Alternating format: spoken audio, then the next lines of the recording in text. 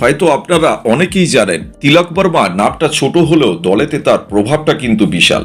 তিলক Varma team ইন্ডিয়ার এমন এক নতুন মুখ যে কিনা কোনো বাড়তি হাইপ ছাড়াই সোজা জায়গা করে নিয়েছে কোটি কোটি ক্রিকেট প্রেমীর হৃদয়ে। না আছে তার অতিরিক্ত অ্যাটিটিউড, না অহেতুক অ্যাগ্রেশন, শুধু আছে শান্ত মাথা আর চাপের মুহূর্তে ম্যাচ সামলানোর অসাধারণ দক্ষতা। কিন্তু বন্ধুরা, ক্রিকেট কখনো কারোর জন্য অপেক্ষা করে থাকে না। টি-20 ওয়ার্ল্ড কাপের ঠিক আগে এমনই এক খবর এলো যা পুরো ভারতীয় ক্রিকেট ইকোসিস্টেমকে নড়িয়ে দিয়ে গেল। গুরুতর চোটের কারণে তিলক বর্মা প্রায় ওয়ার্ল্ড কাপের বাইরে চলে গেল। এটা শুধুমাত্র ইনজুরি আপডেট নয়, এটা টিম ইন্ডিয়ার ব্যালেন্স, ফিউচার প্ল্যানিং আর সিলেক্টার্সদের সবচেয়ে বড় মাথা ব্যথার কারণ হয়ে উঠল। এবং এখানেই শেষ নয়, ওয়ার্ল্ড কাপের পাশাপাশি নিউজিল্যান্ডের বিরুদ্ধে টি-20 সিরিজেও তিলক বর্মার খেলা প্রায় অসম্ভব।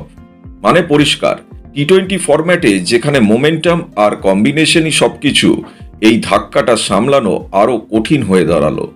এখন প্রশ্ন হলো, বিসিসিআই কি তিলকের রিপ্লেসমেন্ট নিতে পারবে? আইসিসি কি রিপ্লেসমেন্ট অ্যাপ্রুভ করবে? তিলকের বদলি হিসেবে কার ভাগ্যের চাকা ঘুরবে?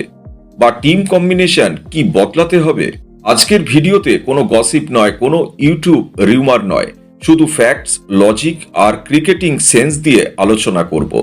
দেখুন, আইসিসি টুর্নামেন্টে রিপ্লেসমেন্ট নেওয়াটা আইপিএল এর মতো সহজ নয়, কিন্তু আইসিসি আগে দেখে চোট কতটা গুরুতর, মেডিকেল রিপোর্ট কতটা স্ট্রং এবং টুর্নামেন্টে ফেরা আদৌ সম্ভব কিনা।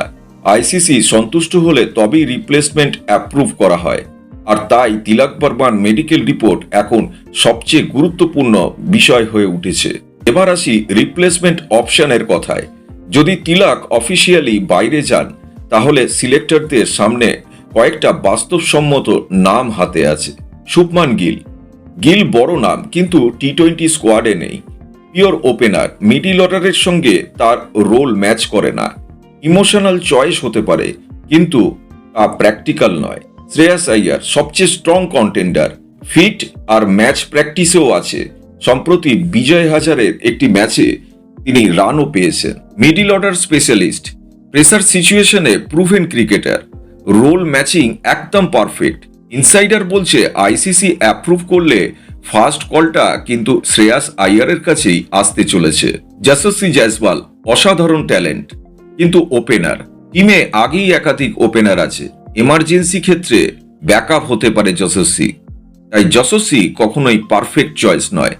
ঋতুরাজ গায়কোয়াড় লো প্রোফাইল কিন্তু ডিপেন্ডেবল, মিডল অর্ডারে মানিয়ে নেওয়ার ক্ষমতা তার মধ্যে হয়তো আছে, কাম টেম্পারমেন্ট, কিন্তু ওপেনার হিসেবেই তিনি সবথেকে বেশি সাবলীল। এখন সবচেয়ে বড় চিন্তার বিষয়টা হলো তিলকের ইনজুরি।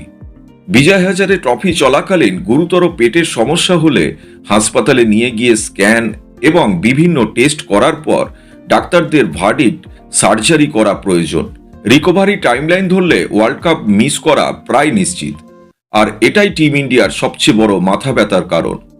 তিলক বর্মা শুধু একজন ভালো খেলোয়াড় নন, তিনি প্রবলেম সলভার।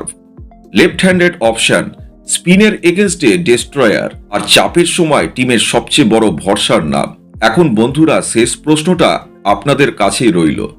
যদি তিলক ওয়ার্ল্ড কাপে খেলতে না পারে, তাহলে আপনার মতে কাকে সুযোগ দেওয়া উচিত? কমেন্টে আপনার মতামত লিখুন।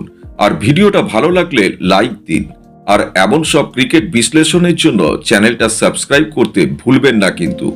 দেখা হবে পরের ভিডিওতে। জয় হিন্দ।